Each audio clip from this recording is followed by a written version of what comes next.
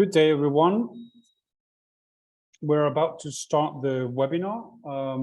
We have so far 30 participants of all the people who have registered. Maybe we can wait for a few minutes for people to join.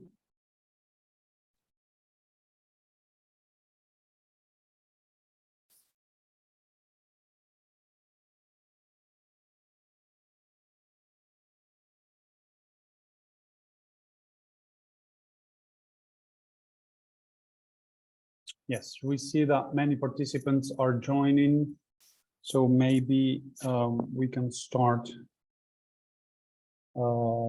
now. Good day, everyone. Thank you for attending this webinar. My name is Victor Diaz, and I'm the Communications Manager of the ECLT Foundation. We would like to welcome you to our first webinar entitled Good Practices in Working with and Through Third-Party Suppliers to Address Child Labor in Tobacco Growing in Zimbabwe. This webinar is organized by the ECLT Foundation and the Tobacco Industry Marketing Board. This webinar is starting shortly.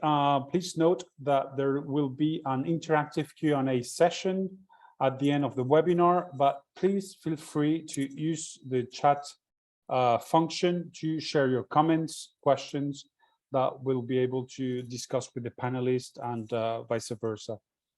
So Innocent Mugwagwa is the Senior Program Manager from the ECLT Foundation, will be our moderator today. So Innocent, could you please introduce the topic of the day as well as the program and our speakers? Thank you, Victor. Welcome to everyone. Good afternoon, good morning, depending on where you are. Victor, can you take me to the second slide, please? In the chat box, please indicate where you are joining us from, so that we know who we are speaking to today, from where we are speaking you from. So my role here is to introduce the topic of the day, the speakers and your program. We will give the first 5 minutes to Meanwell Gudu. I'm sure today is represented by Mr. Blessing Dokotera from the TIMB to give us a few welcome remarks. Then we will ask our guest speaker, Mr. Benjamin Smith from ILO, to give us, to set the scene from the global perspective. We also have a merchant's perspective and the third-party supplier perspective, which will provide the floor first to Wilde from Curverid Tobacco and Tyson Ngongoni from Ethical Leaf Tobacco. From the grower's perspective, we have Mr. Rodney Ambrose, who is the CEO of the Tobacco Association, to give us his own perspective. Then lastly, from the trade unions, today they're going to be sharing with us very interesting insights from their work in other sectors of agriculture in tobacco. What can we learn from what has happened there? Then we'll take a 5-minute health break to go and grab a cup of tea, a cup of water, a cup of coffee. Then we come back for a question and answer session, which will take us 30 to 35 minutes. We will ask Natalia Pronge from ECLT Foundation. She will be taking notes as we are speaking. She will give us a summary of the good practices that we are sharing today. Then we will have a vote of thanks again from the Tobacco Industry Marketing Board. Next slide, please. So what are we talking about when we are talking about third-party suppliers? If you look at the Zimbabwe tobacco context, you have 2 marketing systems. One, you have an independent growers who sell their tobacco to the auction markets, who then the merchants or buyers go and get tobacco from there, then it goes to manufacturers. But we could also have a second system where there's a contracted grower who sells to what is called a surrogate company, who sells to a merchant and then to a manufacturer. So you can see that in both these two cases, the supply chains are quite complex. There is also a second form of contract farming where the buyer is in direct contact with the grower and then sell to the manufacturer. So when we are talking this topic today, we are going to be talking about all those who are auction floors, the merchants, the surrogate companies. That's what we mean by third-party suppliers. Next slide, please. So why is this important? Why are we even talking about this? Well, this is important because when you look at the United Nations Guiding Principles on Business and Human Rights, which were unanimously adopted by our governments, adverse child rights impacts can be generated through your own actions as a company, but also sometimes through the actions and the omissions of your third-party suppliers or your other people with whom you have a business relationship. We are also talking about it because the UNGP require that you go beyond your first tier of suppliers. You need to know what's happening in the other parts of your value chain. We also know that there's increasing pressure from investors, from customers, from employees and other stakeholders that companies must understand the potential negative impacts that they may have on the rights of children. And increasingly, as you see from the next slide, these requirements are becoming even now more mandatory. It's no longer a choice to do. You have to do it. If you look at this map from the World Business Council for Sustainable Development, World Business Council for Sustainable Development, you'll see the various initiatives that have been taking place since 2011 when the UNGPs were adopted to now, that it's becoming more and more mandatory. If you look at those red dots, these are really key markets that are making it human rights due diligence more mandatory. Of course, that includes child labor due diligence. Next slide, please. So with that, we are going to start our, I'm going to invite the TIMB to give a few welcome remarks, and then we can start our program. So TIMB, please.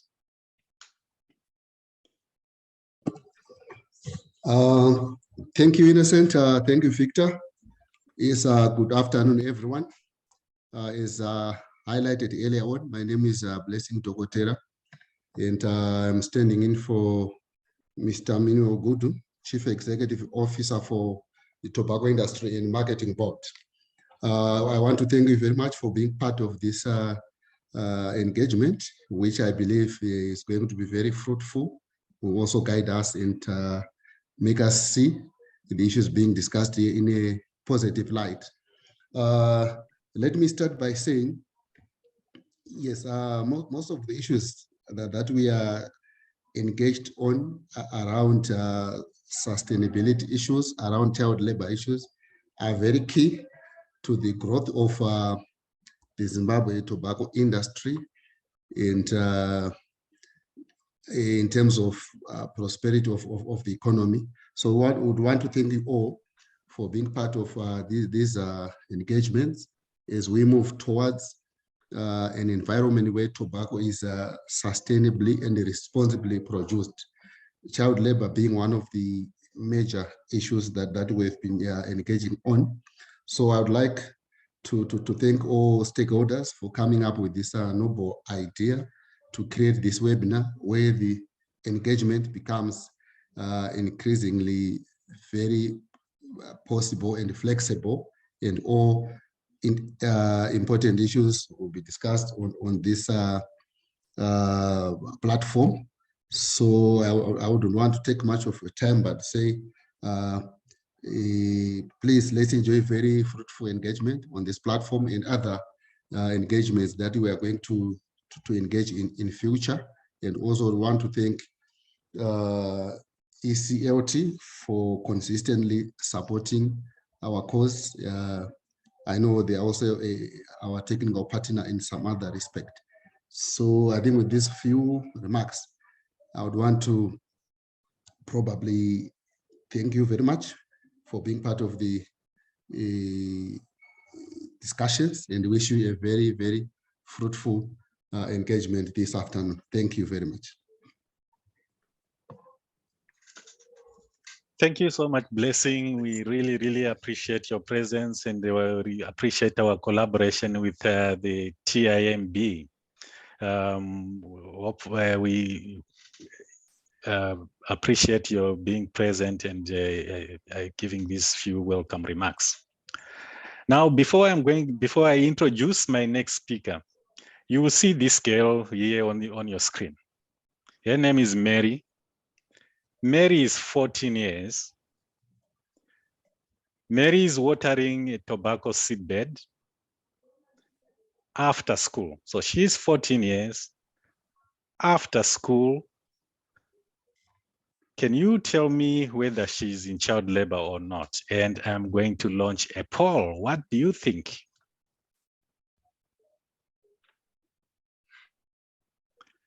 Just 1 minute, please. Can you indicate what you think? Is Mary in child labor or not?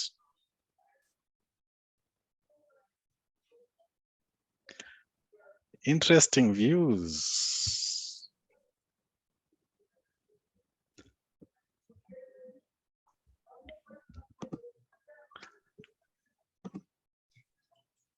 Please tell us, is Mary in child labor or not? Can you go? I think there's 9 more people who haven't participated in the poll. Please tell us what you think.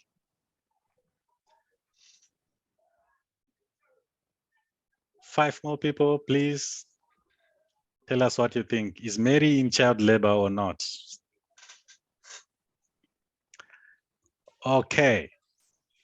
So I will now end the poll. We have got 33 respondents out of 39. So 6 people have not responded, but you see what I hope you can see on the screen. 12 people said she is in child labor, definitely. 10 people said no, definitely not in child labor. And then 11 people said it's difficult to say.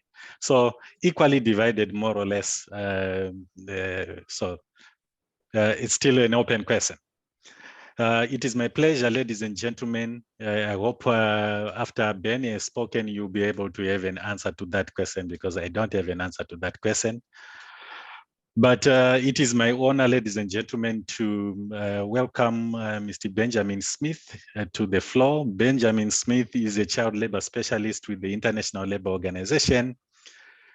In the ILO, he supports member states in the development and implementation of policies and programs to tackle child labor. He has managed child labor programs in more than 12 countries to promote education, to spearhead of the launch of the child labor platform, which is a business network, as you will know, to address child labor in supply chain. Ben began his career in the ILO in year 2000 in Costa Rica, and in 2002 to 2006, he began to be involved in a groundbreaking project to eliminate child labor in El Salvador. So he began his career as a presidential management fellow in the US Department of Labor, International Bureau of Labor Affairs. So he brings a lot of weight and credibility and knowledge to the topic that we are discussing today. Ben, the floor is yours. Thank you so much, Innocent, and to the ECLT for the invitation to speak with this to the webinar today. It's my pleasure. And what I would like to do is briefly outline for the audience the definition of child labor, so it can help you with the poll that was just shared, perhaps, and then go into company's role and what is corporate responsibility with regard to child labor. So in terms of the definition, child labor is often referred to work that deprives children of their childhood, their potential, and their dignity. and that is harmful to their physical and mental development. So it's dangerous morally, socially, physically, and or it interferes with their schooling and or their ability to benefit from schooling. And I'll come back to that in a moment. What it isn't is regular household chores, which we all know can be an important way for children to participate in the life of the family. So next slide, please. So the definition is comes from two ILO conventions on child labor. The first is Convention 138 on minimum age. And this says that the minimum age for work should be 15. It's possible for countries to set it at 14 if their educational systems are not fully developed as a transitional measure. What is very key, though, is that the minimum age should be the same as the compulsory school leaving age. So there's no gap between those two.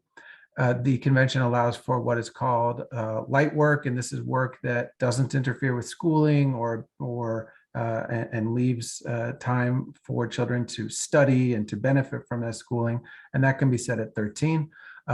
18 is the minimum age for hazardous work. Next slide, please. The second convention of the ILO, and this one has been universally ratified. So every ILO member state, 187 countries have ratified it. And this lays out four worst forms of child labor. The first is slavery and practices similar to slavery, including the use of child soldiers, use of children in prostitution and pornography, in illicit activities such as drug trafficking, and then hazardous work, which I just referenced, and that is work that by its nature, so for example, a child working in a mine, that is the inherently hazardous and dangerous work, or by the circumstances that work is carried out, so extremely long hours or work at night.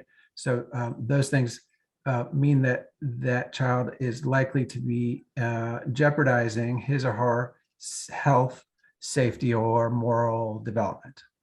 Next slide, please. So there are, and this is a shocking figure in 2022, but today there are 160 million children in child labor, and those in those categories that I just described, 79 million of them are in hazardous work, and that's a proxy for worst forms of child labor. The rest, 81 million, are in work for which the child is just too young to be involved. Next slide, please. So let's have a look at the UN Guiding Principles on Business and Human Rights that Innocent already mentioned. There are three pillars to the UNGPs. The first is the state duty to protect human rights against business-related abuses, companies' responsibility to respect human rights, and then the third pillar is access to remedy when human rights abuses occur. So the private sector has the responsibility to undertake due diligence, to address risk, not just to the company, but to the people whose rights they may infringe on. And this is not just about legal compliance, it goes beyond legal compliance. Next slide, please. So just a few key principles that were established with the UNGPs. Companies' policies should be based on, and sorry for the acronym, international labor standards. So when it comes to child labor, those two conventions I just outlined, or national legislation, whichever is more protective. It's imperative that companies know what is happening in the supply chain, every step of the supply chain, and then integrating and that means to align business practice with their human rights commitments. And that requires creating management systems for due diligence. Another key principle is building supplier capacity versus a kind of policing or compliance first approach, which I'll come back to. The concept of not to cut and run. So when there's a problem, not to just cut ties with the supplier, but to stick around, work with the suppliers, use and increase a company's leverage to change the situation. And oftentimes that means engaging with governments. So again, we'll come back to that point. But when governments fail to protect the people in their territory from human rights abuses, and we know that so often this is really kind of like an underlying problem, a root cause of child labor, that's not a justification for companies to not act. Yeah, so next slide, please. So a couple of words about the policy commitment. Very important that companies make public their commitment to avoid child labor in their own operations and throughout the supply chain. And of course, the right to be free from child labor and human rights in general come from the International Bill of Rights and ILO conventions. Next slide, please. So having a policy and then implementing due diligence related to child labor, and this includes assessing actual or potential adverse impacts on human rights, including child labor. Again, integrating the results of that impact assessment into the company's actions, tracking performance, and then being prepared to communicate about that performance, because it is an ongoing process. Risks can change from one season, 1 year to the next. So it's important that this is a kind of an ongoing process of due diligence. Next slide, please. So in terms of impact assessments, the UNGPs talk about 3 ways that companies can be involved in human rights abuses. The first is, and with regard to child labor, a company could cause child labor, for example, by not having proper age verification in place, and a company may even inadvertently hire a child below the minimum age. A company may contribute to child labor through a business relationship, or it could simply be linked to, through its operations, products, or services, a child labor impact that is caused by someone else, caused by another entity, but with which the company has a business relationship. So can cause, contribute, or be linked to. And just a word on these impact assessments. It's important, and the UNGPs are clear, that it should involve stakeholder engagement, and that includes with potentially affected groups, and notably workers and their organizations involved in the supply chain. Next slide, please. So what do you do with the findings of this impact assessment? Well, it's important to integrate those into business operations and into management systems. If not, you could have a very nice policy on the one hand, but your purchasing practices, your business operations may undercut your commitment to human rights. And so a couple of examples of how this may work is putting undue pressure on suppliers related to cost or speed of production.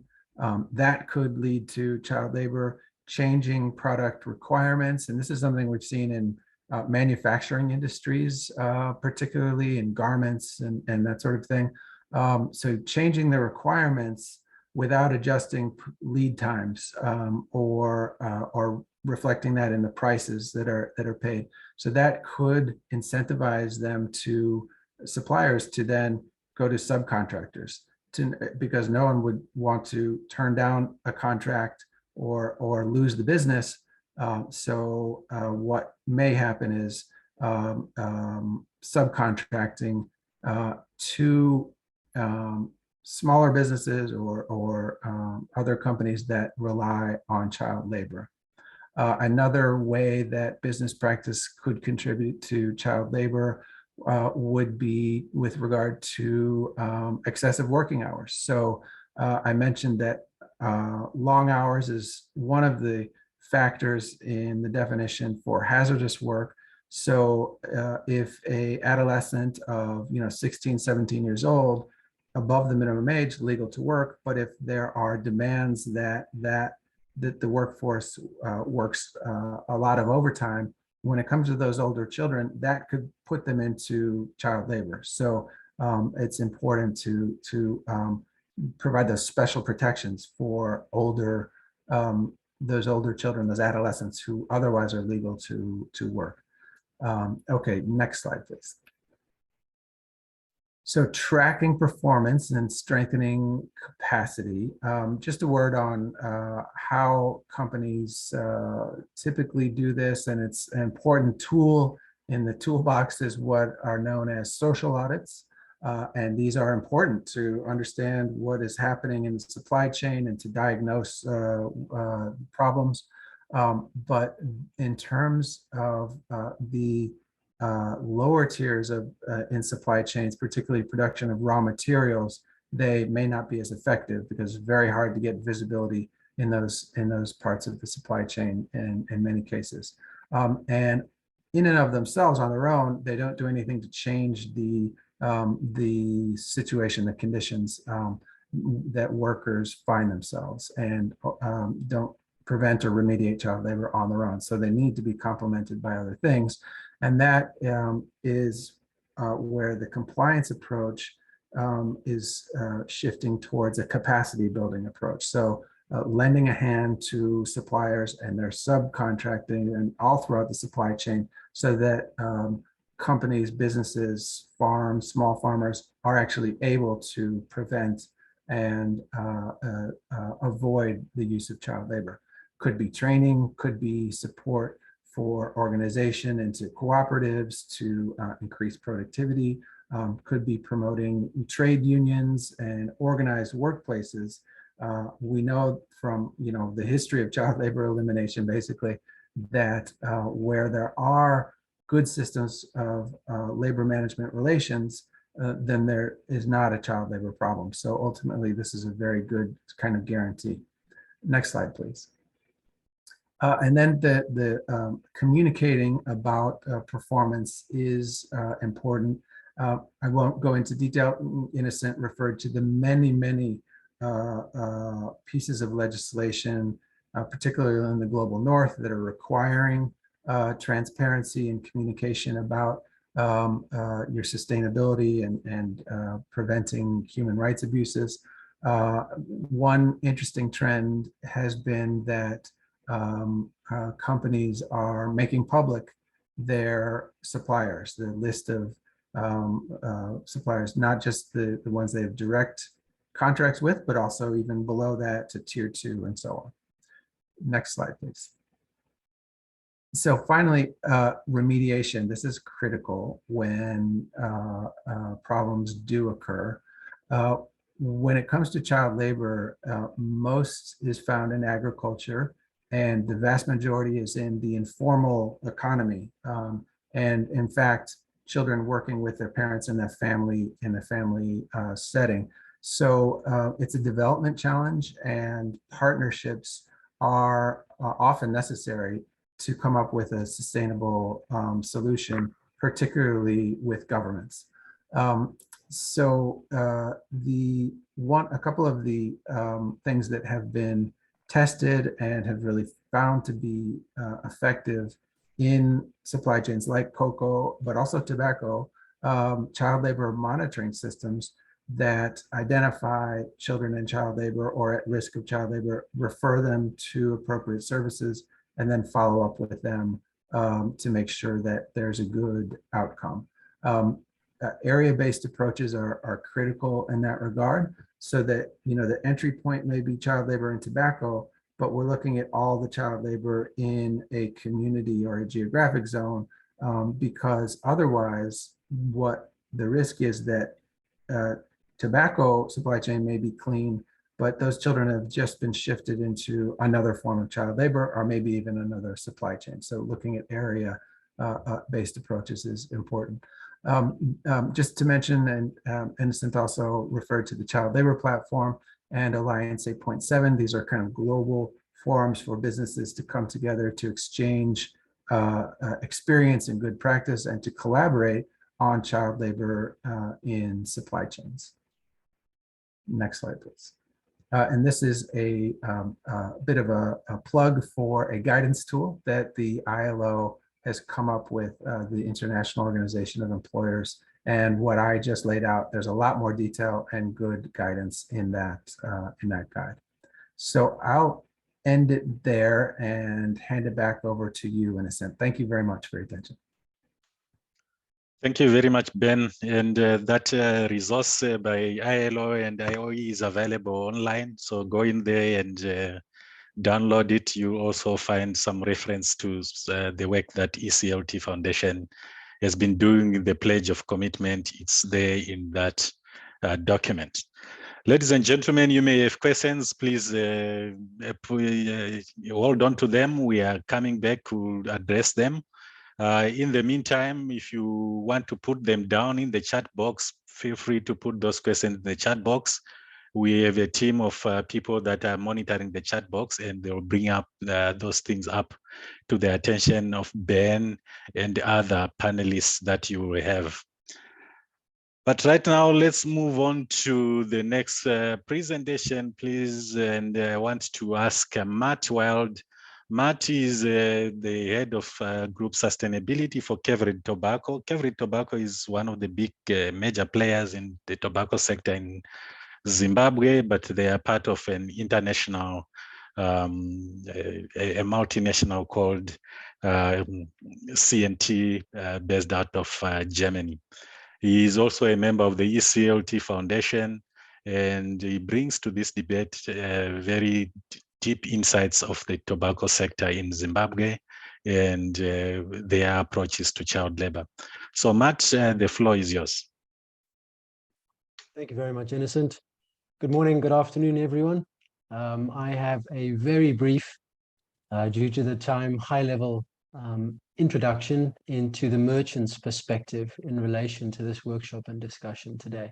So it covers three key points: the expectations, the challenges, and the strategies to address those challenges that have been taking place from certain merchants within Zimbabwe. I'm not sure if many of you are aware that we are part of a tobacco working group in child labor that was set up by TIMB and ECLT. And a lot of the work that maybe is being discussed today, but also that is in this couple of slides here now, is in relation to that tobacco working group. So if I start by discussing the buyer expectations towards third parties, and it really comes down to that first line. We discussed it a bit as to the final wording as to where we get to. And we thought that working towards aligning with merchant company standards for sustainability and child labor was one of the key aspects and expectations from the buyer side. And what those expectations really boil down to is the second bullet point there. All those aspects that both Ben and Innocent were discussing: supply chain law, supply chain due diligence standards, in essence, to a degree, the Sustainable Tobacco Program, regulator standards, some of which are already in existence, some of which are in development in relation to that tobacco working group on child labor, as well as internal standards that individual companies may have in relation to any international goals or standards that they may be working on. If we move on then to some of the challenges faced by the merchants in trying to meet and working towards those expectations. One of the first ones, and I think this is quite widespread in many different organizations, many different crops and so on as well, is the limitation and leverage, in the sense that, of course, with the United Nations Guiding Principles and so on, there is a requirement and a discussion related to the usage of leverage. But of course, in the case of working with third parties, you are working with another organization that is separate to your own company. So I think that does, of course, need to be acknowledged, but there are ways, of course, in working with that, and that is, we're fully aware of that. The second one, and this is, sorry, if you go back up. The second one is, if you obviously talking specifically in the Zimbabwean context right now, there is significant competition locally amongst the grower base. And that really has a number of sub-meanings below it. You know, one of the first ones, of course, is that there are differing standards, first of all, between merchants, second of all, between third parties, but also between the growers and the farmers that you're working with. And I think that we need to be aware that there is demand, certainly depending on season, but there is demand for the Zimbabwean tobacco, which has a context and a challenge related to ensuring or working with third-party compliance in that aspect because of that competition. Another point related to that is the direct financial risk. Again, maybe more related to the Zimbabwean context. But when we discuss some of the challenges in working with the third parties, there is, of course, an awareness that in some cases in Zimbabwe, there is a requirement to finance those third parties to allow them to continue to do their business. And there is a potential from the outside perspective cost to additional programs such as due diligence on farms, the additional provision of PPE and so on. And so that is one of the challenges that is addressed and that is faced in the approach. If you could move on to the next slide, please, Victor.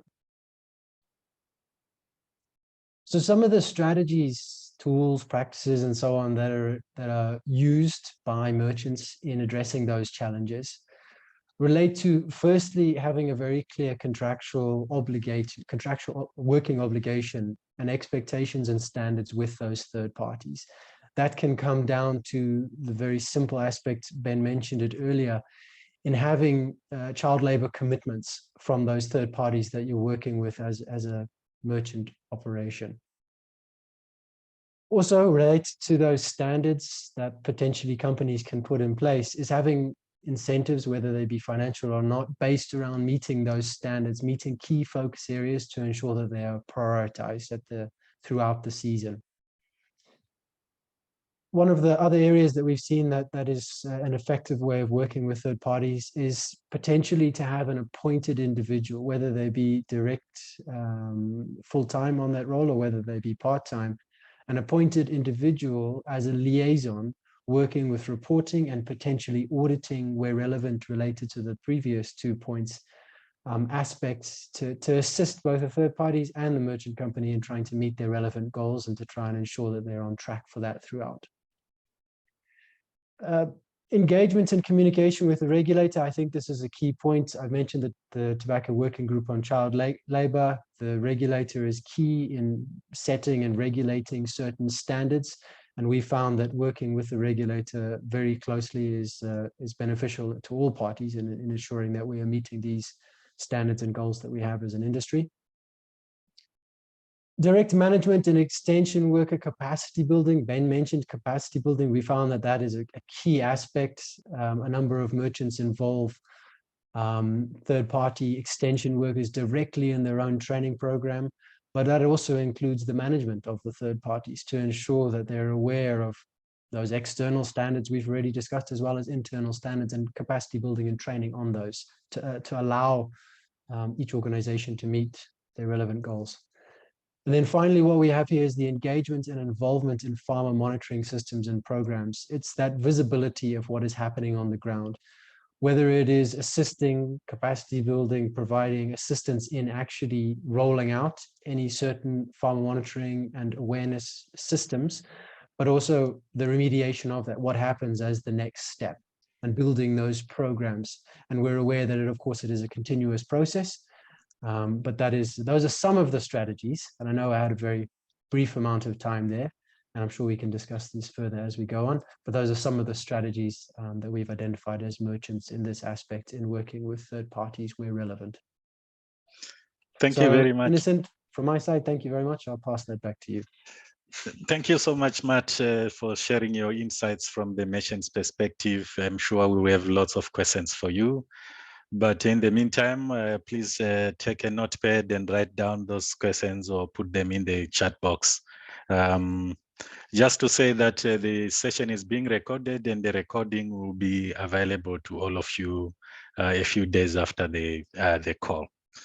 It's now my pleasure to invite Tyson Ngongoni. Tyson is the Group General Manager of Ethical Holdings, which is one of the major players in the tobacco industry in Zimbabwe. They are a subcontractor, so they work with merchants, or what we're calling here the surrogate companies.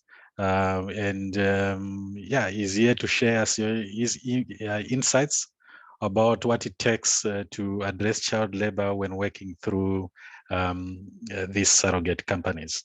So Tyson, can you turn on your camera, and the floor is yours. Oh, good morning, good afternoon, ladies and gentlemen. I'm going to present about third-party suppliers' perspective on child labor issues. Previously, one of the presenters spoke about third-party suppliers. Who are they? We have got auction floors, surrogates, buyers, and off-takers. My presentation will rest mainly on surrogate companies, just because I work for a surrogate company. Next slide, please.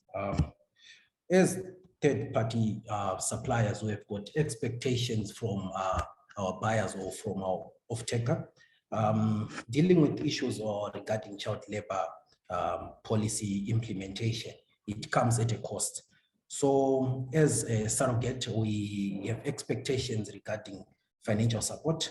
Hence, liquidity is a constraint to us. So as a result, we need that financial assistance.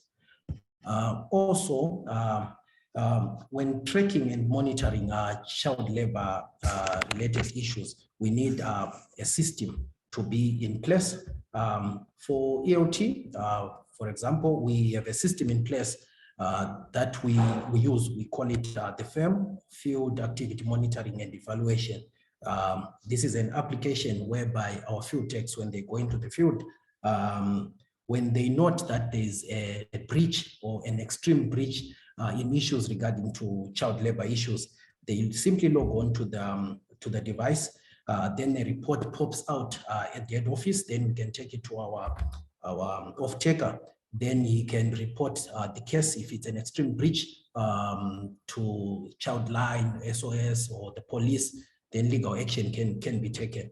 So also we, as third parties, we have expectations from our buyers. If there's a proper incentive structure, be it financial or non-financial, it can help to instigate implementation of child labor issues or policies in place. Next slide, please.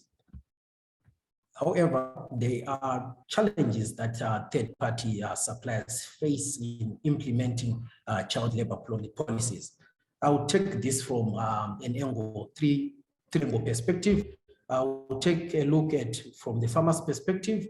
I'll look at from the third party itself internally, and I'll also look at it from the policy maker point of view. So the challenges that they face from the farmers are mainly resistance and ignorance.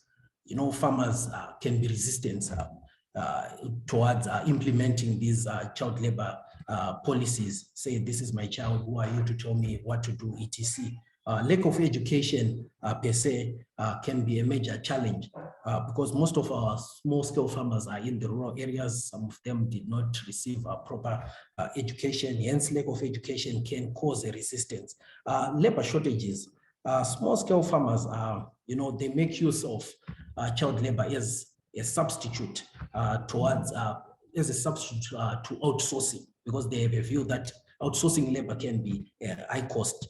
One might ask, why would you say shortages in labor when in Zimbabwe we are saying we have high unemployment rate? The major cause that can fuel that is rural urban migration. Since farming is done in the rural areas, most people may have migrated to the urban cities, hence leaving a gap in the rural areas. Hence, there's a shortage in labor force. Next slide, please. From the third supplier's point of view, which these are internal issues, probably from the surrogate auction floors and other third-party suppliers. There are financial constraints. Carrying out child labor policies comes at a cost. Hence, most companies have got this profit maximization mentality, which probably they'll say, let's cut down on costs, etc., and tend to neglect on the child labor issues as stipulated in the agricultural labor practices. Also, there are no monitoring mechanism tools in place for most surrogate companies, unfortunately. Hence, it becomes tricky for most third-party suppliers to monitor activities that are happening in the field. From the policy makers' point of view, there is a gap in enforcing child labor policies, as evidenced in the lack of the legal framework to do with child labor laws. Of course, the ILO covers all these issues, but there's a lack in our statutory instruments at national level to cover the gap in the agro industry, or especially in the tobacco sector. Another point to note, a small-scale farmer is not viewed as an employer. So hence that gap. And also when the lawmakers, the policy makers, when they set the minimum wage, they have to set a realistic minimum wage as compared to the living wage. There's a difference between a minimum wage and a living wage. Our minimum wage probably is in RTGS. If you convert it in USD, it becomes nothing. But the living wage is high. This can fuel up child labor. Next slide. I will talk about what works, or some remedies, what works in the Zimbabwean context. How do we rectify these challenges? My first point is probably to educate farmers on child labor issues through awareness campaigns, road shows, educating farmers maybe through groups from field extension officers on child labor issues. Also, law enforcement or enforcement on extreme breaches on child labor issues. Probably children are handling hazardous waste, hazardous substances, or you identify an issue regarding to slavery, etc. That case has to be reported to Childline or SOS. Then they can take legal routes to rectify that cause. If we have an SI that engulfs all child labor, good child labor practices in the agricultural sector, it will be a plus. Also, if we incentivize our companies or subject companies which are compliant to good child labor practices, that will be a plus. And also, if buyers or off-takers give financial support to surrogates, that will be also, and capacitating surrogates by having an effective monitoring tool like an app, it will be also a good thing. And also, as surrogate companies, as we are contracting farmers, if we include a clause in our contracts which deals with child labor, such that if there is a breach, action can be taken against. I think that's all for me. Thank you very much. Thank you so much, Tyson. I think your presentation highlights that different surrogate companies in Zimbabwe, they are contracted to different missions, and there are different practices that we can see. All useful lessons to learn here. That's why we have this topic today. And so next we are going to call upon Mr. Rodney Ambrose. Rodney is the CEO of the Zimbabwe Tobacco Association. So it is an association of farmers, tobacco farmers in Zimbabwe. They're founder member of the International Tobacco Growers Association. So this conversation would be incomplete without hearing from the farmers' perspective. How do they see these issues around child labor? What role can they play? And what have they seen as being effective in the Zimbabwe context? So Rodney, can you turn on your camera, and the floor is yours, 5 minutes, please. Thank you very much, and good afternoon to everyone. My name is Rodney Ambrose, Chief Executive of Zimbabwe Tobacco Association. Putting some views across from the farmer side with regards to child labour, and to thank the ECLT and everybody for participating in this important workshop. From the farmer side, the most important thing is the awareness of the definition of child labour, and we did hear from Ben earlier the definition of child labour. Quite complex classifications, but it is important that from the farmer side that we begin to understand all the complexities involved in what is known as child labour. Some of these issues include what is meant by family labour. In the typical small-scale setting, you have the use of family members from the young to the old to complete various production tasks on the farm. And it's important in relation to the definition of child labour, how does family labour fit into that? Also to consider is farming skills transfer, where you have passing of skills from the old farmers to the new farmers, particularly in line with the land reform programme, where we have a number of new farmers, young farmers taking place, coming on board on tobacco production, and there's need to impair skills on the new young farmers, and a lot of them are learning from the older farmers. Also to be highlighted, again covered in Ben's definition, was the issue of hazardous task, and the age here I'm particularly looking at, age of 18 and above, that needs to be educated to the farmers. Including in that hazardous task is the light work, classification of light work, and the age group that where it applies to in that particular category. In both hazardous tasks, light work, and any work that is taking place on the farms, it's important to incorporate personal protective equipment. We find this is quite lacking in the farms, but it's very important, particularly in the use of child labour on issues that I'll discuss a bit later. On the next one, what we see in terms of combating some of the issues is to make sure that children are receiving education up to 16 years. Improving their social development, and here we're talking about sporting activities and cultural activities that take place after the normal hours of education, and also good health. Also looking at agronomy training away from the farm, as much as we want to promote skills transfer on farm by the old farmers teaching the young farmers, it's also good to set up training that's away from the farm. In that way, the children, if they are involved in any form of farmer training, it's taking place away from the farm. Of concern to us as the farmer side is that there's insufficient finance resources or contract support to fund tobacco production entirely. We find when we look at the cash flows, there's insufficient money that's given to labour. On my third point, I indicate that tobacco is the most labour-intensive crop in Zimbabwe, where a lot of it is done through manual labour. We're talking about manual land prep, planting, watering, application of chemicals, fertilizers, reaping, grading, baling. All those are manual tasks, and there's always a risk that children will get involved in those tasks. So it's very important that contractors or financial resources, when they're allocated, that they are able to fund the total labor requirement on farms. Of concern to us also is the direct exposure to the chemicals, fertilizers, curing fuels. Here you talk about carrying of curing fuels. There's times when woodlots are cleared and children are used to carry the curing fuel back to the barn. These instances of these exposures are very high in the tobacco sector.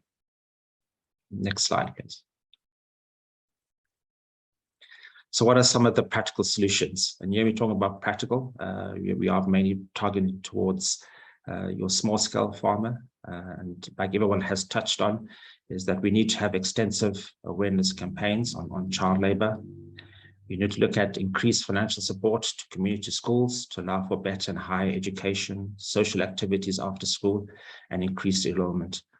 The more support that goes into schools, the more we have children in the age group of at least 16 years attending school, getting better educated, and being active in social activities. Also, development and support for existing and new agriculture training institutions. I touched on the importance to take this issue of skills transfer away from the farm. And if we have new agriculture training institutions set up, or even support for the existing ones, then we have better skills transfer and we don't get children involved in that particular task. Increased mechanization and irrigation support indicated the amount of manual work that's involved on farms. The more we can mechanize, the more we can move towards irrigation, the less exposure to children in terms of labor. Next slide. I touched on cost of production. I think it's important to look at every contractor and third party involved in tobacco to analyze the amount of labor that's required on a particular farm and from start to finish, and ensure that that is funded adequately. Touched on PPE. I think it's important to also increase the amount of PPE that's on farms, particularly for light work. Most importantly, I think for this whole program to work, we've got to develop levels of child labor reduction and introduce incentives to farmers and their spouses and children. Examples in this case could be taken from the cocoa industry. Thank you very much. Short and sweet. Thank you so much, Rodney. We appreciate you sharing your perspectives from the farmer side. Last but not least, we have in the webinar today the Deputy Secretary General of the General Agriculture Plantation Workers Union of Zimbabwe, GAPUZ.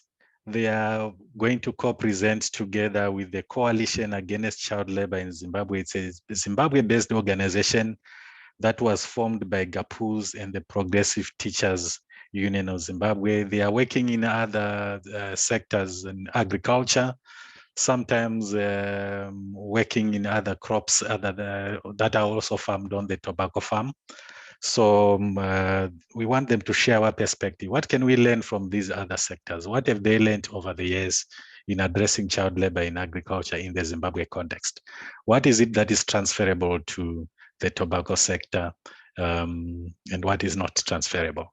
So let's hear from GAPUZ, Austin Muswere, and his colleague Pascal Masocha for 5 minutes, please. Okay, thank you, Innocent. I'm Austin Muswere from the General Agriculture and Plantation Workers Union of Zimbabwe. I'm also going to co-present together with my colleague Pascal Masocha, the National Coordinator of CACLAS, which is a coalition against child labor in Zimbabwe. We are going to tackle their trade union perspectives, giving an overview of what experiences does the employee side have in terms of dealing with child labor issues in Zimbabwe. By way of introduction, child labor is generally portrayed as one of the few remaining social evils that continues to haunt the world, and in particular the global south. And this perspective is as a result of researches that have been done that includes various views in terms of working children themselves. But data from various researchers and the practitioners shows that the international campaign against child labor has been built on a number of inaccurate assumptions. And of these assumptions, we have the following that include that all children who are out of school are child laborers. Work and education are considered to be mutually exclusive, and that work is intrinsically harmful to children's health and morale. And the third commonly held assumption is that children undertake work against their will, but by and large, working children have told researchers that they are there for a variety of legitimate reasons, be it economic, cultural, social, or emotional. And this presentation will give a brief in order to deconstruct some of the narrow views given various discussions, often used as lenses to see through what has worked and what has not worked in the field of child labor. Next slide. yeah, some of the good practices in agriculture, where we take a leaf from what has happened in other subsectors like horticulture, tea and coffee, and the sugarcane subsectors. There's been numerous campaigns that have been done, but practical steps taken were to include establishment of workers' committees and use of shop stewards that were helpful in identifying cases and incidences of child labor in these sectors, and mostly at workplace level. There have been also creation of report mechanisms through trade union officers, the National Employment Council agents, the labor officers, and also some labor inspectors who were helping to keep the problem under focus. Also, there were some inclusion of working children in researches on child labor and listening to their views on their likes and dislikes when doing the work, mostly in the tea and coffee subsectors, where we used to have some working children clubs. We're also looking at the views of them working in the farms, what they liked and what they disliked. We also looked at the regulation framework, where the Labor Act, Chapter 28.0, Chapter 28.01 does have provisions that restrict or that bar the use of children in the agriculture industry, or the use that bar use of children work responsibilities. There are also statutory regulations like SI 72 of 1997, which also looks at employment of children and young persons, which then ensured some form of enforcement against child labor. Next slide, please.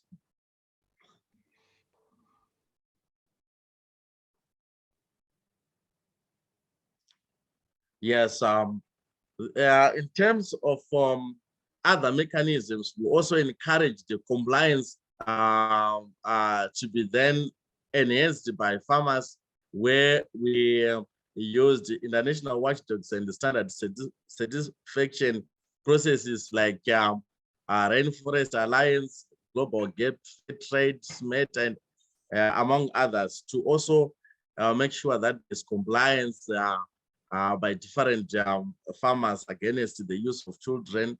We also experienced some shows by different commercial farmers to enhance or declare safe zones with virtually normal discernible cases of child labor. The improvement of schools infrastructure in agricultural zones, so as to give quality education to all the children and get them remain in school to completion level. We have different experiences and also examples of areas that both GAPUs and the Coalition Against Child Labor worked in parts of Chirez, Rafingora, Katio, Chegutu, and Dawento, where more children were enrolled back to school away from child labor. We used to have a program called Earn and Learn program, where children would earn a wage from picking tea, and then have part of that money used as payment of school fees. So it was also used as a leverage to then draw children from work and have them enrolled back to school. Also, strategies like empowering women and improving aspects of social protection, schemes like livelihood programs to build community core capacities for the enhanced support of children. CACLAS is currently running a massive goat rearing project in Chirez, targeting 200 households as a way of capacitating households so that they can also descend from enhancing child labor. What has worked in some of these subsectors were to institute programming that aimed to eliminate child labor, but then child labor may not be the best way to tackle the problem of child labor, but feasible programs should be flexible in dealing with the problem by identifying work which children like and can do within a reasonable time limits. Again, it is not always prudent to assume that all work is not good for the children. Rather, care must be taken to identify those stages in the work processes where children can be involved. For instance, in tobacco and sugarcane farming, there's some light work that children can do without getting harmed. Applying the same solution to problems working children experience in different cultural and contextual settings will not yield the best results for the children. Next slide.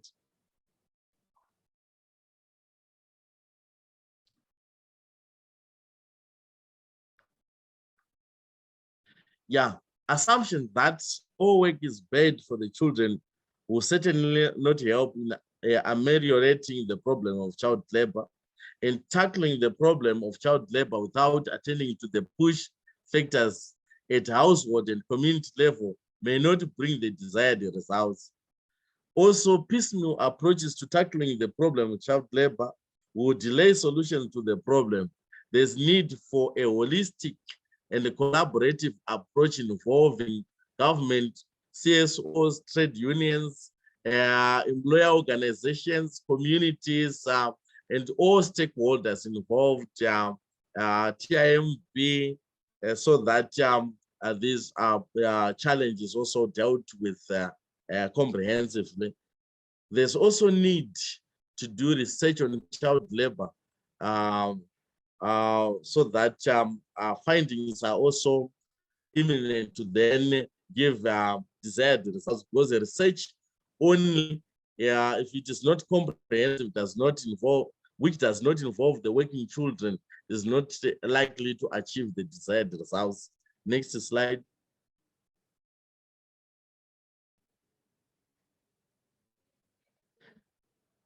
Yeah, there are critical success factors that we can then dwell on to then enhance that cases and incidences of child labor are dealt with. There's need to address poverty to provide decent jobs for adults and ensuring that children's basic needs are met. They need to move from minimum wage perspectives to living wage perspectives, improving access and quality of education so as to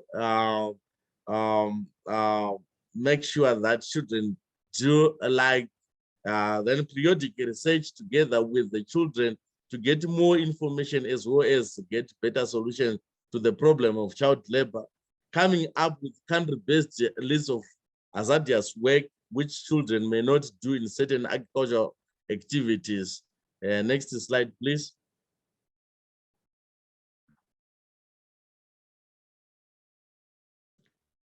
Next slide. Then recommendations, where and when, okay. In terms of the recommendation, there is need to increase and resource the labor inspectorate so that they monitor and report on activities on the farms, including the possible exploitation of children, facilitation of enforcement of laws that seek to regulate child exploitation in the agriculture sector, designing solutions that are suited in the children's culture and in the context so that there are also optimum results that are provided. Next slide, please. There's also, thank you. Thank you so much, Austin. Always important to hear the viewpoints from the workers' unions on these topics because, like Ben said, yes, where there's very good workers' organization, you don't see cases of child labor. So important lessons that you have learned from other sectors. And thank you for coming to share with us. So ladies and gentlemen, we've been sitting in front of our computers for the past 1 hour, 10 minutes. This is now time for us to go and grab a cup of tea, a cup of coffee, a cup of water for 5 minutes.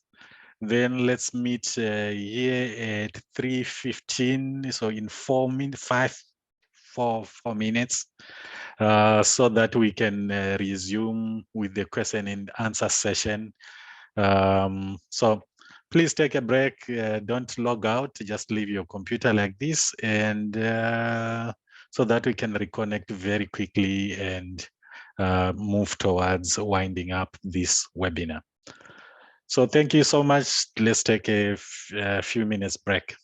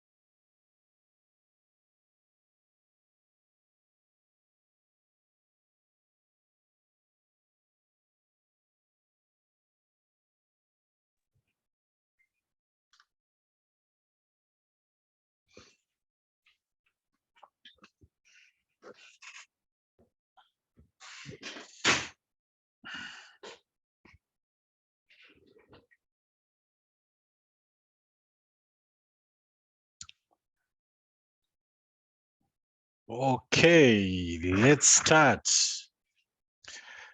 So, ladies and gentlemen, this is the time when we want to interact and talk after digesting the presentations from Ben, from ILO, from the mentions, Matt, from third-party suppliers, Tyson, from the Farmers Association, the presentation by Rodney, and the Workers Union, the presentation by Austin Muswere.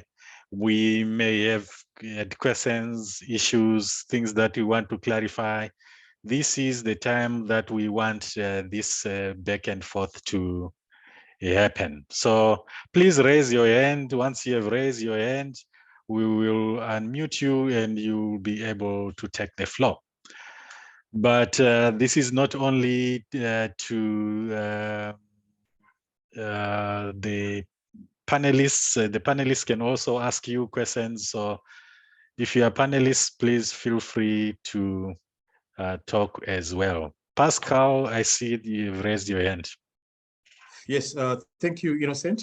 My question is directed at Tyson Ngongoni with regards to what he called an extreme breach of child labor.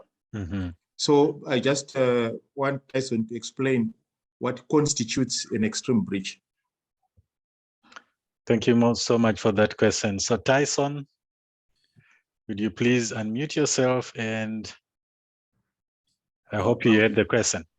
Sure, I heard the question, but I will ask someone from the participants to answer it. Tanyara Zwakayo, kindly assist. Tanyara Zwa.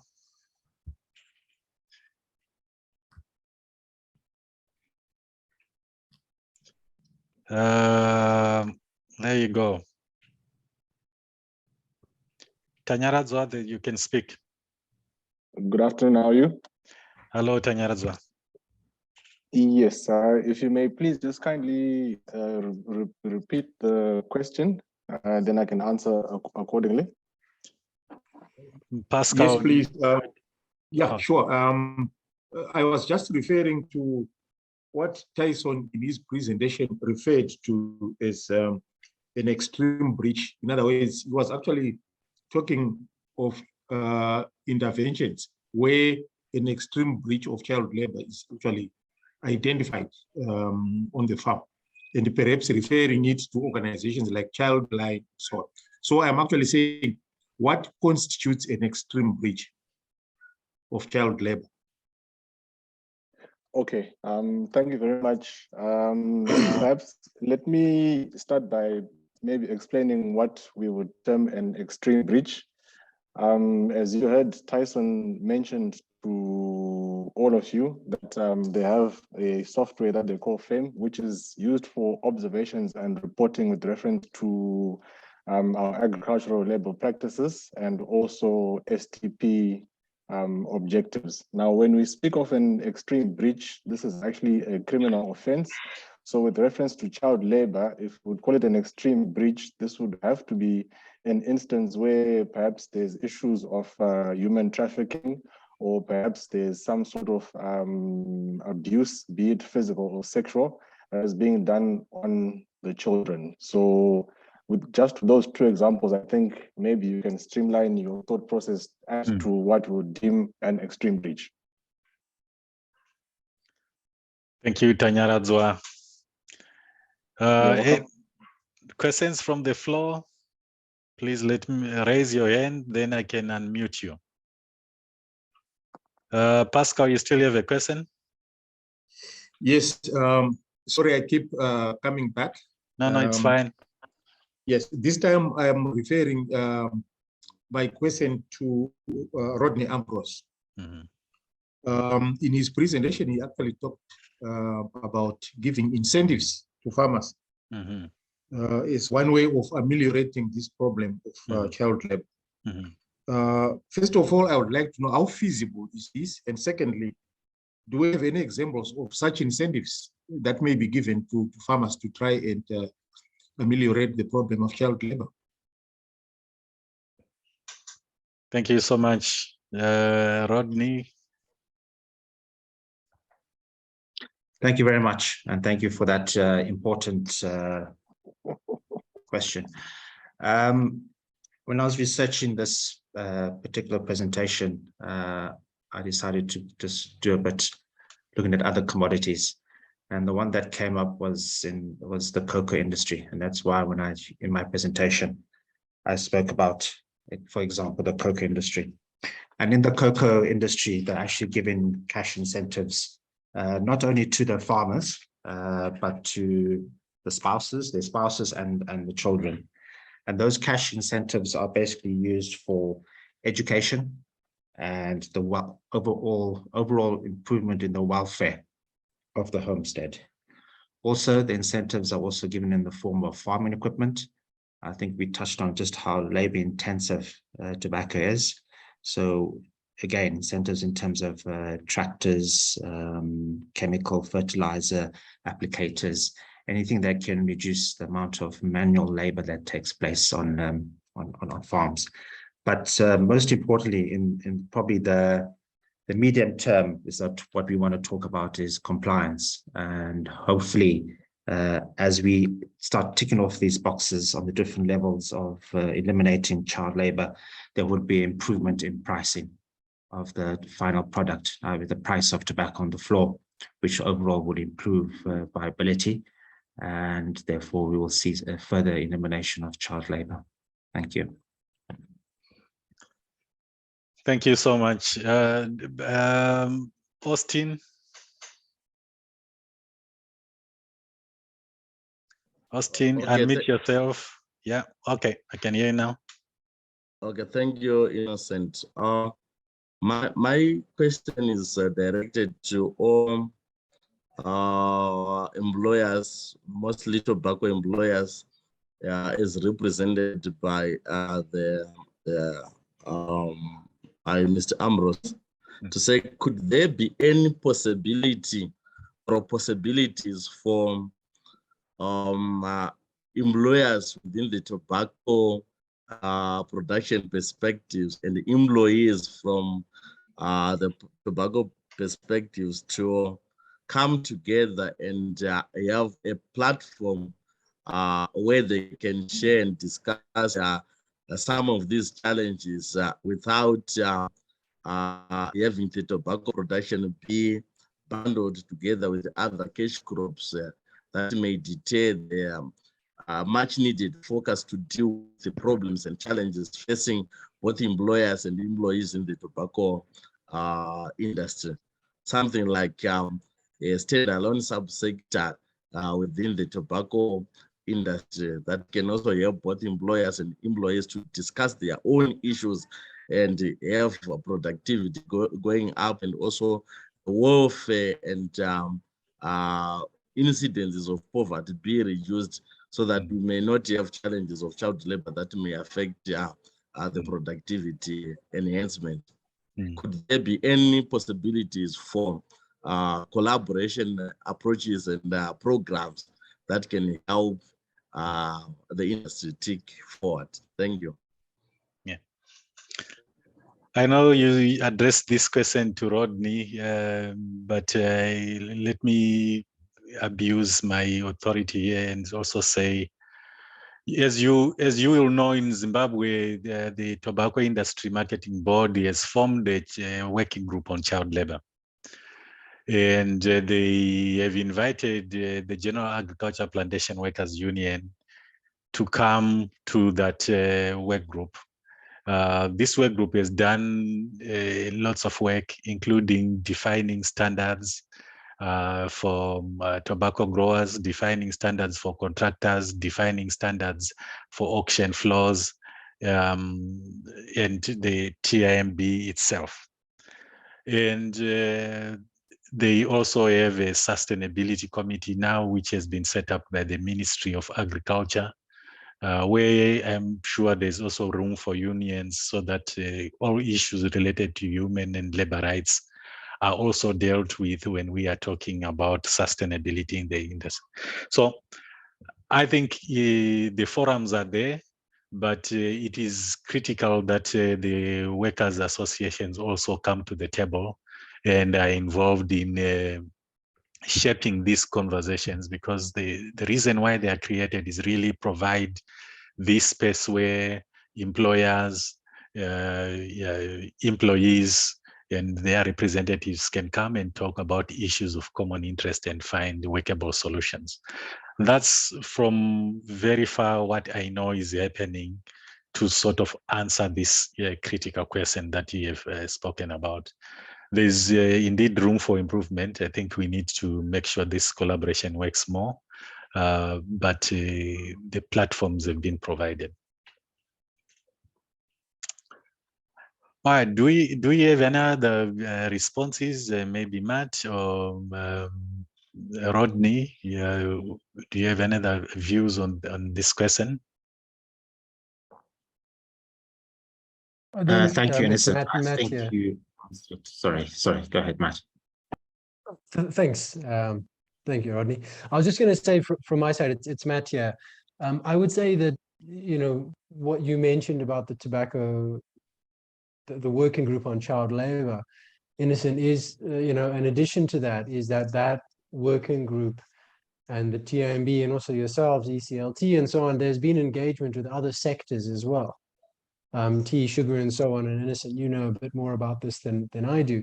But I think that not only the employers and the employees, the tripartite plus side, but also the widening of the approach outside of just tobacco as well is one of the aspects that probably needs to be addressed and be included in the discussion here as well.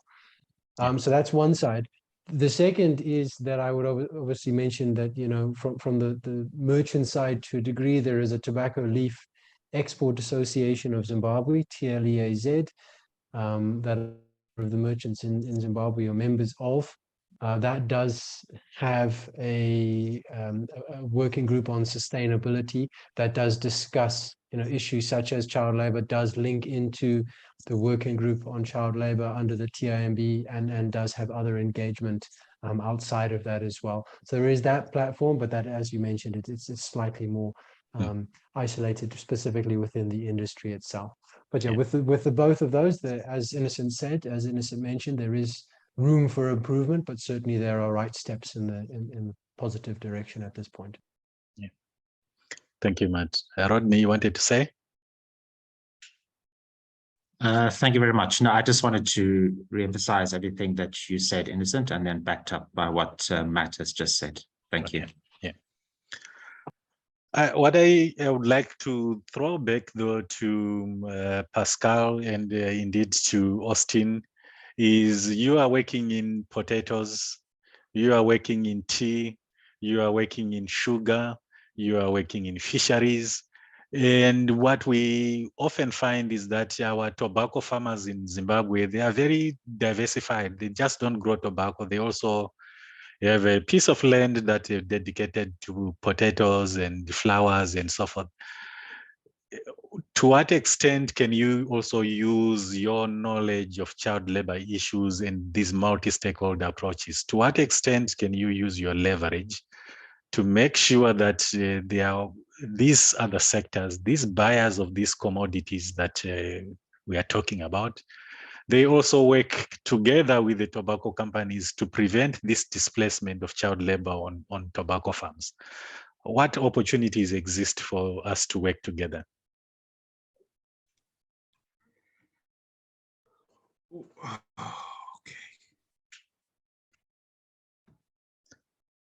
Go ahead, Pascal. Okay, thank you, Innocent. I believe that this is a very important platform that we have had today. But going forward, I think it's important that we should really be able to form some kind of working group where we actually meet trade unions, organizations that are dealing with child labor, growers associations, those who are into marketing, to actually commonly discuss the issue of child labor, so that in the end we have a common kind of position with regards to this problem. Perhaps one of the issues that is already coming up, which is a welcome development on our part, is the development of a list of hazardous work for children, which, if it comes to life, would probably give us guidelines as to what it is that we need to look out for in all these sectors, whether it's tea or it's tobacco or it's sugarcane, so that at least the children are protected. Yeah. That would be my contribution. Thank you so much. Colleagues, questions to your panelists and panelists, if you have any questions to the floor, this is the time that we have set aside for this interaction. So please raise your hand and I'll be able to identify you and give you the floor. Sorry, Innocent. In the meantime, there are two questions on the chat box. There's one directed to TIMB. It says, has the TIMB done any work on or research on reasons for child labor in tobacco? TIMB, who do we have?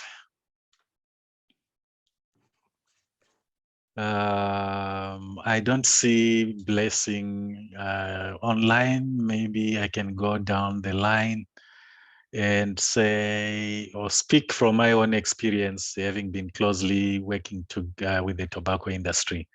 So in 2019, the tobacco industry launched a study on child labor in tobacco growing in the country.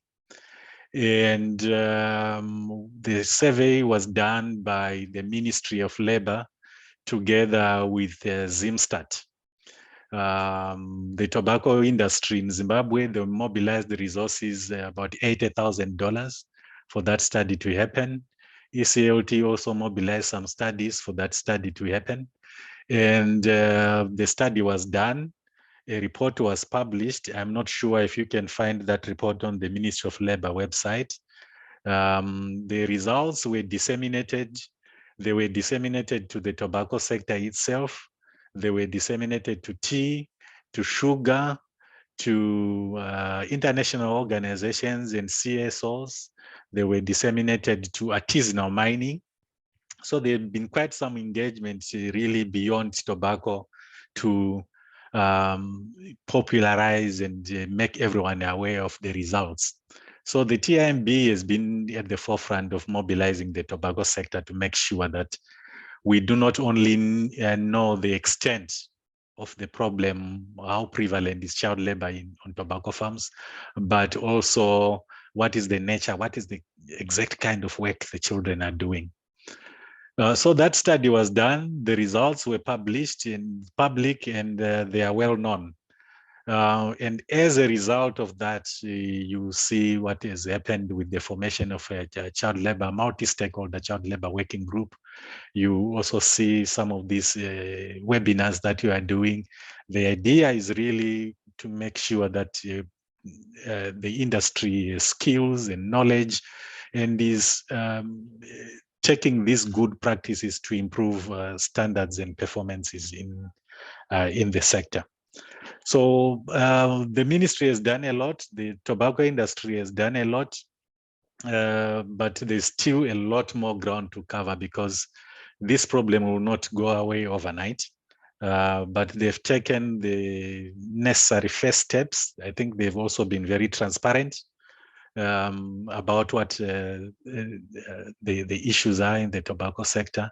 And we look forward over the next coming years working together with ECLT that maybe we are going to be talking about reduced child labor in Zimbabwe, but we need other sectors also to come in to play their part because we don't want, the tobacco sector does not want children to move from tobacco farms to go into sugar or to go into tea or to go into potatoes or soybean. Or we need to be working together so that we are really, really protecting children and not moving them from one supply chain into prostitution or something even worse. I'm speaking on behalf of the TIMB because we have a memorandum of agreement with the TIMB, so I don't see Blessing online, but maybe you would have had his own thoughts, but I know for sure that's what TIMB has done. I saw that Gordon, you had your hand up.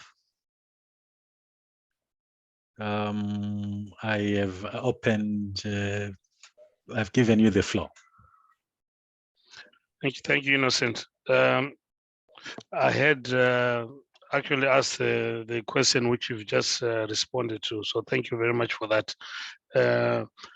I think for me, I was just trying to get a context in the background of all this. And one of the things which I think we maybe need to be aware of is the fact that as tobacco, we are operating in a controversial sector. So therefore, some of these measures that we are stepping up to are not negotiable. You know, our markets, you know, are determined by international players, and international players were signed up to certain standards. You know, so when we compare, for instance, and thanks very much for the input from the guys that are involved in other crops such as potatoes and sugarcane, which largely are consumed locally. The standards are different.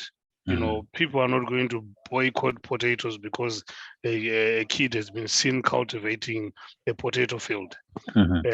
But if you get a negative report on tobacco on children being used in tobacco production, that can have an impact to the marketing of tobacco, you know, for the whole country. So yes, it's good that we compare with other sectors what is happening, but we also have to know and understand where we stand and what's in it for us as a tobacco sector. So I just thought that this is something that we all have to, you know, appreciate, that some of these requirements which come through are dictated by our markets, and tobacco is largely an export product. So sometimes it may not be in order to compare it with some locally consumed products. Indeed, thank you very much for that intervention. I think it provides very good context also to really understand also the external pressure, that it could be different depending on the commodity. In this case, tobacco is much more under scrutiny than we have in the other sectors. So these things, making sure we are addressing child labor, making sure we're dealing with other sustainability issues from freedom of association, collective bargaining, and so forth. Those are not negotiables for us, for those in the tobacco sector. They just have to be done. So part of this workshop and this conversation is also trying to make sure that these good practices, we are increasing the uptake of those good practices across the industry, whether you are facing a domestic market as a player in the tobacco sector, or whether you're external facing. We need to make sure that we are on the same page, because at the end of the day, the risk to the sector is always those guys who are not doing much. So we want to make sure everyone lives up to all these external expectations. Thank you so much for that intervention. That was very useful. Thank you, Gordon. Any other questions, inputs?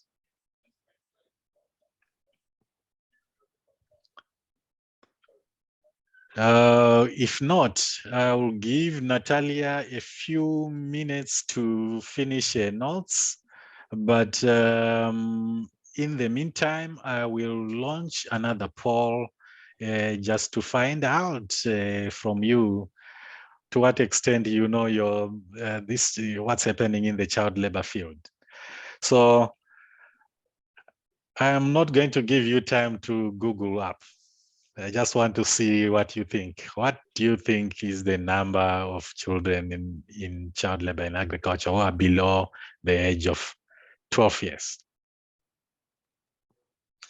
Just testing your knowledge there. And I see that very good knowledge. There we go. Please respond to the poll. Can we have more people responding?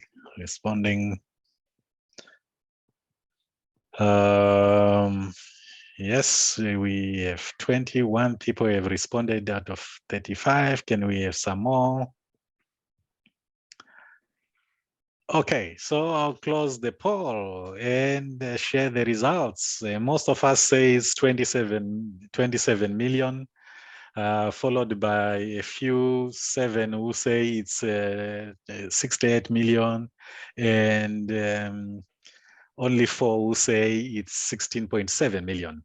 The correct answer is 68 million, imagine. So children below the age of 12 years, 68 million globally are entering child labor. So their kids are entering into child labor at a very young age, and especially in agriculture. So agriculture is often the entry point. Children, when they start to do work, often it is agriculture, especially so in smallholder farms.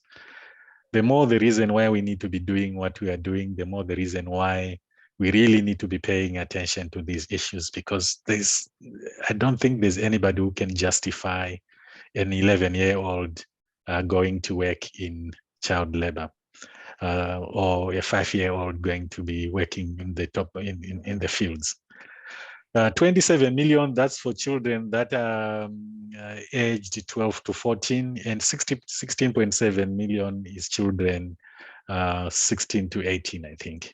So those who had 68 million, please pat yourself on the back. You are stars. You know your field very well. So thank you so much. I will now give the floor to Natalia. The bad thing about my own complaint in this webinar today is that we didn't have any women presenters. We'll try to improve on that. We realize they have a lot to contribute. We realize they have unique perspectives to these issues because they are there. The mothers, we have to be dealing with these issues. So we will do better next time. But for now, I'm going to give the floor to my colleague, Natalia, who has been summarizing what has been coming through. And we would like to give her the floor to share with us what she deduced from the conversation. Okay. Thank you so much, Innocent. It will be really a little bit challenging to summarize in 5 minutes everything that has been discussed in the previous almost 2 hours, but I'll try to do my best. I just would like to reiterate that the purpose of today's webinar was to talk about best practices in elimination of child labor when working through third-party suppliers. We had today different perspectives, and the discussion was really very informative, and I do hope that everybody present on this webinar had good insights from the other parties. So we had the views presented by the buyers, by the Growers Association, by representatives of other agricultural sectors, and also by the third parties themselves. There are some overarching themes that emerged from this discussion, and I tried in a very, top-line way to summarize them on this slide. And of course, following this webinar, we will amend it further, and we will share the key learnings with you.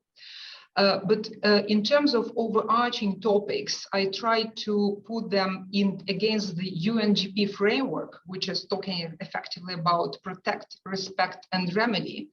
And there were contributions today that there is a need to ensure that there is appropriate legislation, regulation at national level. The Constitution of Zimbabwe was also mentioned. And there was also a mention to about the need to enforce this regulation and legislation, in particular as far as extreme cases of child labor law violations are concerned. There is also a need, obviously, to ensure engagement and communication on the ongoing basis with the regulators at national level. With regards to respect, we had really multiple perspectives from all the businesses present today on this webinar. The kind of overarching theme is about the need to educate and raise awareness of farmers and third parties about the child labor issues. There were mentioned about, the need to align on the definitions of child labor, on the need to have the lists of hazardous work, hazardous tasks that are also aligned amongst the sector, and that there is like common perspective on that. There was also a proposal that companies should be incentivized to comply with the child labor laws, regulations, and also policies, and also the need to cascade the child labor policies throughout the supply chain. There was also a need for financial support to third parties in order to help them to comply with the child labor policies. And also mentioned appointed officer to direct liaison and reporting, also something that was evoked today. And last but not the least, this is probably not the ideal kind of split of action points across these three themes, but in terms of remedy, what was mentioned that there is a need to direct management and extension worker capacity building and training, capacitating surrogate companies by having effective monitoring tools, engagement and involvement in farmer monitoring systems and programs, establishment of workers' committees to help to identify cases of child labor and incidents of child labor, creation of reporting mechanisms, and ultimately there were many suggestions about addressing root causes of child labor, such as, for example, empowering women, addressing, creating irrigation systems, and so on and so forth. So again, thanks a lot for this very fruitful discussion. We will finalize the summary, and we will share with you following the webinar. And that's it from my side. Thank you. Thank you so much, Natalia. So TIMB, do I have Blessing? Is he back here? No, I don't see him. Okay, we had requested the Blessing to come and make some closing remarks, but maybe he might be having connectivity challenges, I don't know. So I'll take this opportunity to offer some closing remarks, to thank all the participants who were able to join us today for taking the time. It has been almost 2 hours. But this is the first of many webinars that will happen every quarter, each time dealing with a specific topic relating to child labor in agriculture. Like I said, the idea is to encourage the uptake of good practices in the tobacco sector in Zimbabwe, working with TIMB. So we want to create this is a platform for practitioners in the field of child labor to share experiences, to discuss common challenges, but also share common solutions. The next webinar, we don't know yet what the topic will be. So this is a challenge to all of you on the call to suggest a topic. Send us an email, ECLT, or you can send also an email to TIMB so that we can speak to a topic that is relevant to the Zimbabwe context when it relates to child labor. So we look forward to getting your responses and inputs. We are going to be sending an email to request for your suggestions. I would like again to repeat what my colleague Victor told us, that the recording will be available, I'm sure by the end of the day tomorrow, we'll find a way to share it with you. So if you want to go through it later on, you can do it at your own time. So with that, I would like to thank you again and wish you a good morning, a good evening, a good afternoon, wherever you are, and looking forward to joining you again in another webinar, maybe in 3 months from today.